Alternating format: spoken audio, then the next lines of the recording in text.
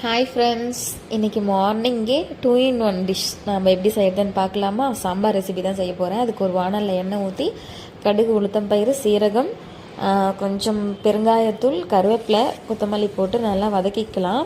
அது கூட வெங்காயம், தக்காளி போட்டு நல்லா வதங்கின பிறகு வெஜிடபிள்ஸ், கேரட், பீன்ஸ், கத்திரிக்காய், ஒரு வெண்டைக்காய் ஆட் பண்ணி நம்ம வதக்கிக்கலாம். இது வதங்குறதுக்கு தேவையான கல்லுப்பு ஆட் பண்ணி கூட மஞ்சத்தூள் போட்டு நல்லா வதக்கிக்கலாம். அந்த ராஸ்மல் போகிற வரைக்கும் நல்லா வதக்கிக்கலாம். அந்த காய் நல்லா வதங்கின பிறகு கொஞ்சோண்டு வீட்டில் அரைச்ச குழம்பு மிளகாத்தூள் 1 ஸ்பூன் 1.5 ஸ்பூன் போட்டு நல்லா வதக்கிக்கலாம்.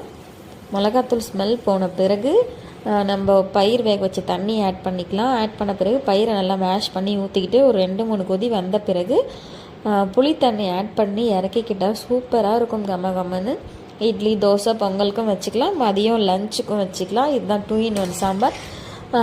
வேலைக்கு போகிறவங்களுக்கு, ஹோம் மேக்கர்ஸ் எல்லாருக்கும்